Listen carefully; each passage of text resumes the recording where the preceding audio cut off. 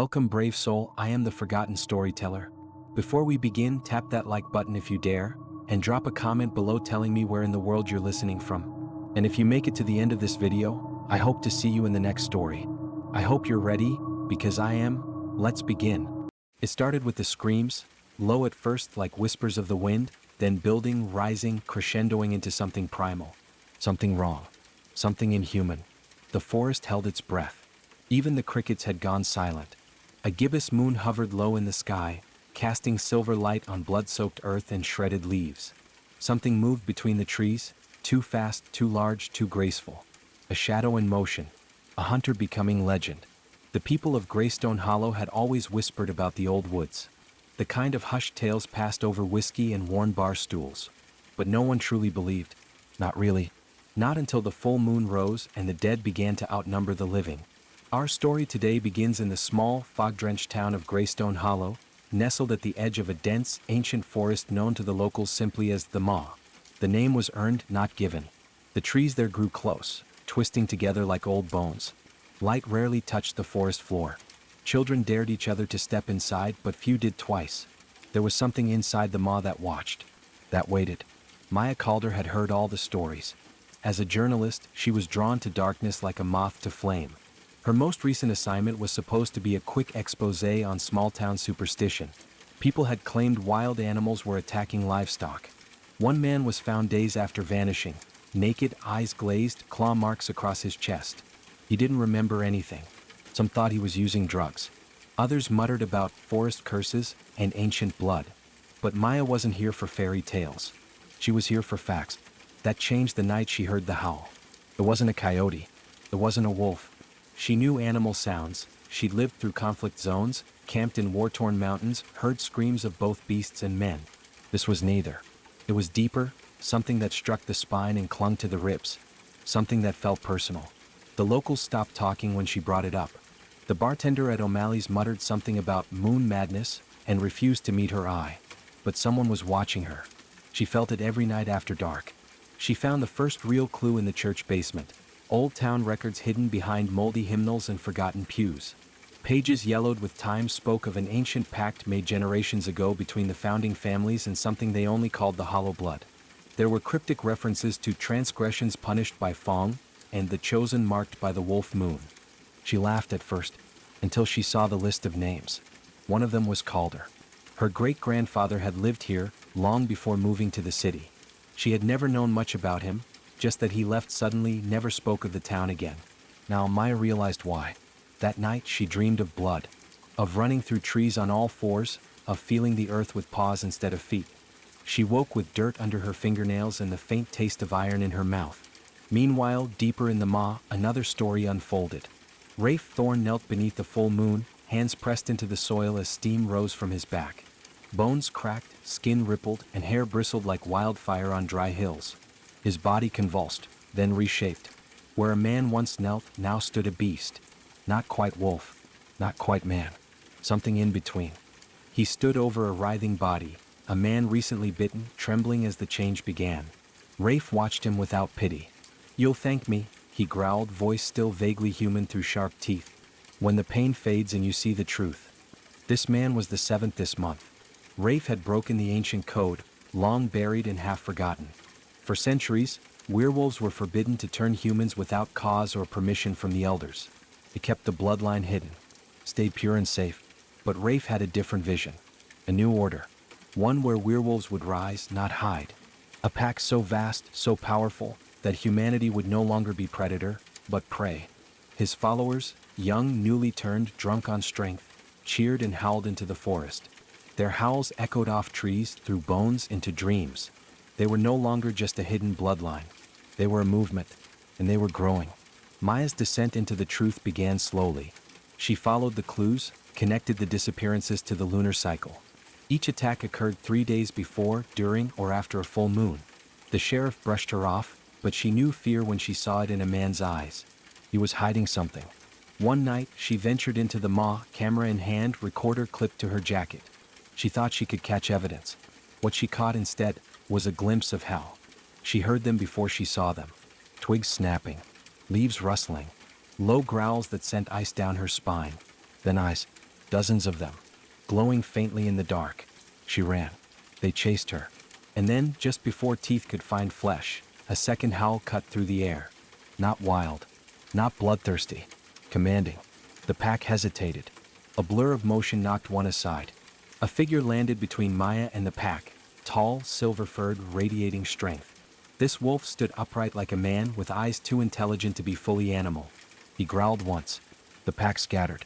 Maya collapsed. When she woke, she was in a wooden cabin. Firelight danced across stone walls.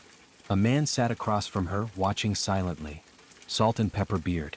Very neat and sharp jaw. Worn leather jacket. "My name is Elias Gray," he said. "And you're lucky to be alive." Maya blinked hard, trying to piece together fragments of memory. Her heart still raced as if her body hadn't realized the chase was over. Elias handed her a cup of something warm, smelled like chamomile, laced with something stronger. She stared at him over the rim of the mug. "What the hell were those things?" "They're called ferals," Elias said. "Newly turned. Still raw and untrained, which makes them very dangerous. Someone's making them faster than they can learn to control it." Maya's voice was tight. "Werewolves?" He nodded once. "And the man behind it is Rafe Thorn." Maya let out a breath. The name meant nothing to her. "To us it means war," Elias added. "To you?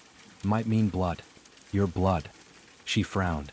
"What are you talking about?" Elias stood, walking to a shelf and pulling down an old leather-bound book. He flipped through brittle pages, revealing diagrams of lunar cycles, sketches of men transforming, symbols etched in red ink. He pointed to a page titled The Moonbound Pact. "Centuries ago," he began, "there was a prophecy. A bloodline, descended from the original Hollowblood, would one day awaken during the triple moon cycle. 3 full moons in a single season. This is rare but dangerous. On the 3rd moon, if turned, the chosen could either break the curse or bind the world in wolf." He turned the book toward her. The name at the bottom was unmistakable. Calder. Maya stared. "So what, I'm part of some ancient werewolf bloodline?" Elias didn't answer immediately. Instead he leaned in. "Have you been dreaming of running?" Her breath caught in her throat. "Of blood," he continued. "Of hunting? Of change?" She said nothing. "That's the Hollowblood calling to you. You've already been marked. You didn't notice the bite, did you? Sometimes it's just a scratch at first. But the moon doesn't care about your consent." Maya set the cup down with trembling hands. "What does Rafe want with me?" "To finish the ritual. If he turns you under the 3rd moon, your transformation becomes permanent and powerful. You won't be like the others. You'll be his queen. His weapon." Maya stood abruptly. "No, I'm not anyone's weapon. I'm not even part of this." "You are," Elias said, "whether you accept it or not. And if you don't fight it, he will find you." Meanwhile, Rafe stood atop a moss-covered stone slab in a clearing deep within the forest. His newest followers knelt in a ring around him, heads bowed, bodies shuddering from the change. He could feel the prophecy drawing closer. The 2nd moon had passed. One remained. He raised his arms. "We are the children of the wild, no longer chained by fear or hiding in shadows. With every bite we grow stronger. With every howl we rise." Cheers echoed into the night, wet, guttural, and feral. Rafe grinned. "And soon, with the Hollowblood at my side, we will awaken the old moon, the true moon.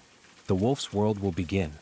Behind him, chained in silver, a once loyal pack member writhed on the ground, punished for questioning his methods. There was no room for weakness now.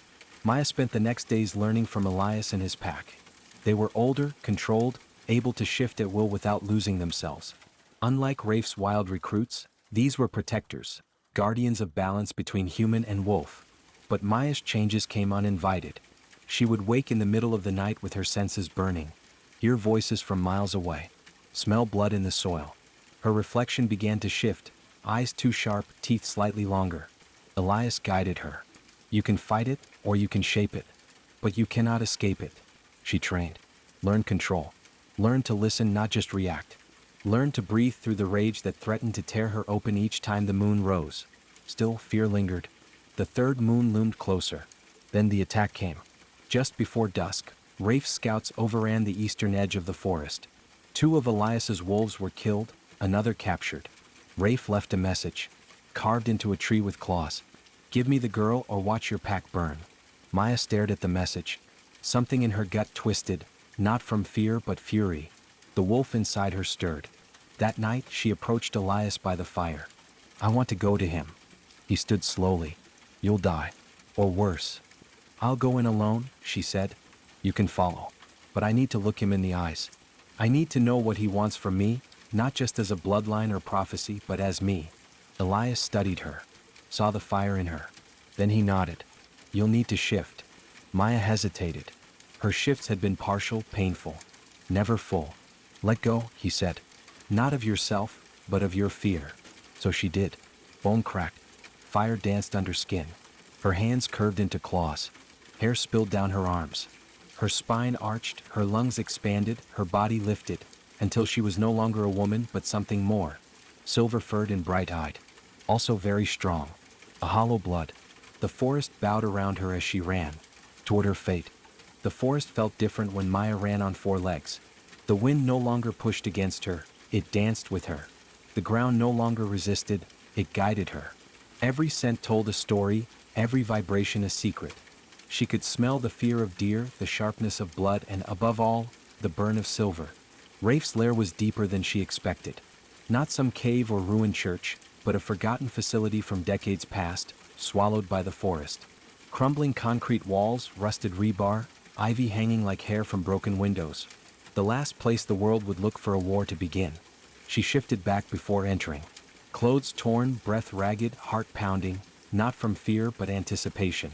2 guards stepped forward, low growls in their throats. Their eyes widened when they saw her. They could smell her blood, the Hollowblood. They stepped aside. Inside, the room was dim, lit only by lanterns and moonlight pouring through cracked ceilings. Wolves lounged on old furniture, laughing, snapping, sharpening claws. Most looked young and very angry. Some looked lost. Their eyes followed her like wolves watching a deer walk into a den. Then Rafe appeared. He was not what she expected. Tall, lean, with a face too handsome for the brutality beneath. His smile was warm, but his eyes, they were cold and had an ancient look about them. Almost calculating. "Maya Calder," he said, spreading his arms. "The moon sends you at last." She crossed her arms. "Let's skip the prophecy talk. What do you really want?" Rafe walked in slow circles around her, studying. "I want freedom. I want evolution. Humans rule this world and look what they've done with it. Poisoned skies, empty forests, wars with no end. But we, wolves, we remember balance and strength. Purpose." She cut in. "You're building an army." He stopped. "I'm building a future. One where we're not hunted. Not ashamed. With you beside me, we can bring every pack into one. The Hollowblood is the key. You're not just a symbol, you're the first true alpha in centuries. Born of both worlds. And on the final moon, we will turn you together. I won't fucking let you." He smiled. "You already have." At that moment, pain shot through her body. Her knees buckled. A pulse rippled through her limbs like lightning. Her vision blurred. She gasped. "Your blood responds to the lunar pull," Rafe said. "You can feel it, can't you? The call? There's no fighting it now. That's why you came. Deep down, you want this." She gritted her teeth, staggering to her feet. "I came to understand. And now I do. You're not building anything.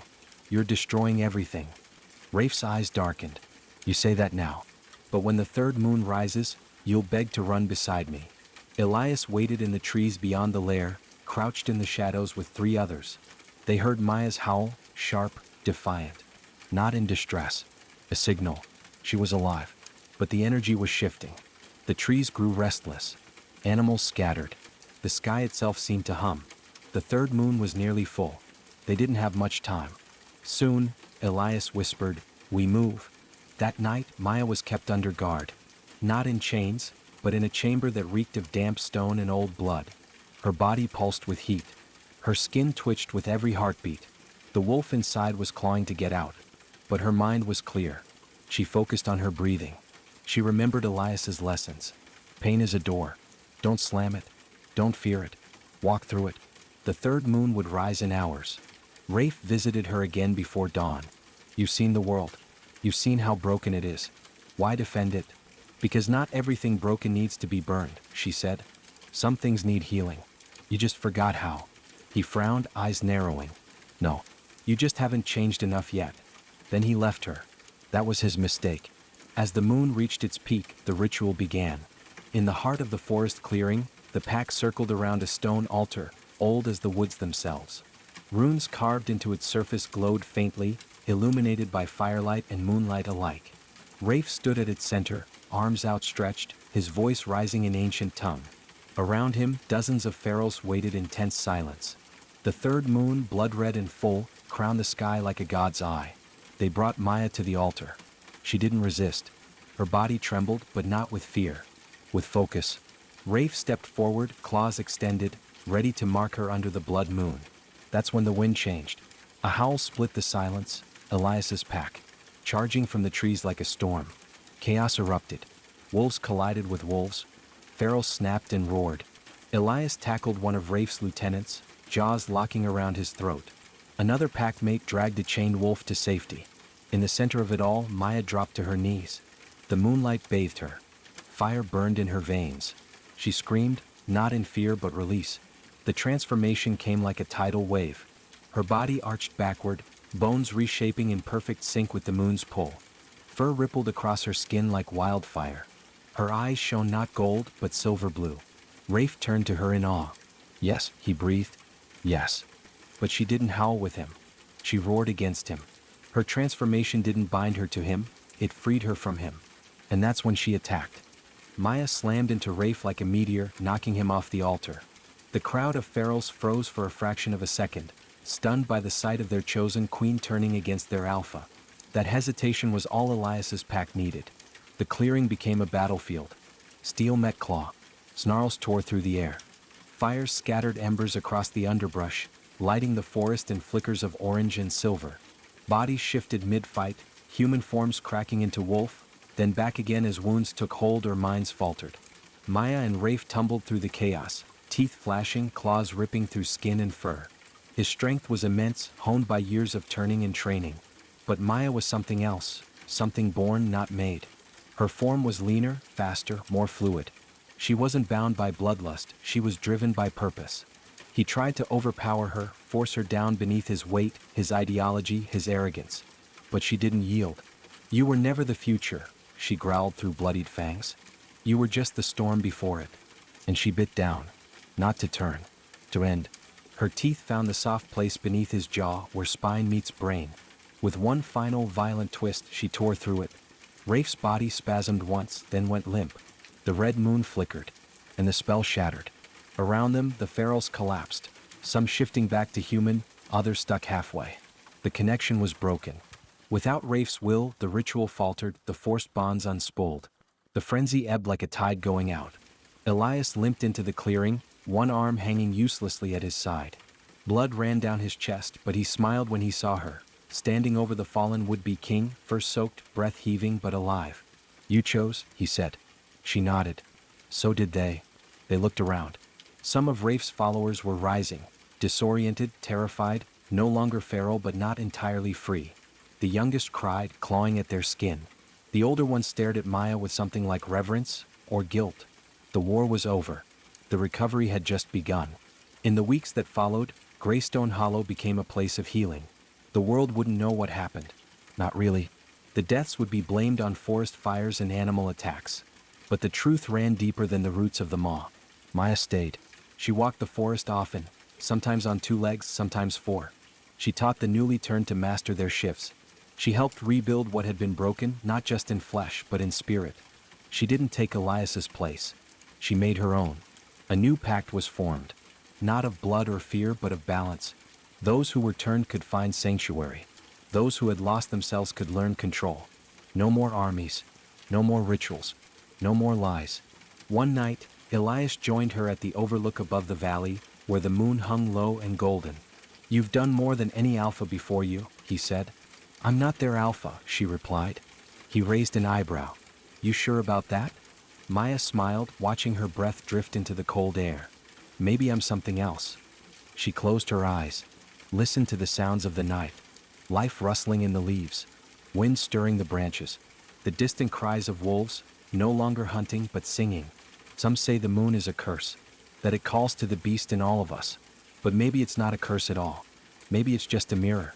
And some mirrors don't reflect who we were. They show us who we're meant to become.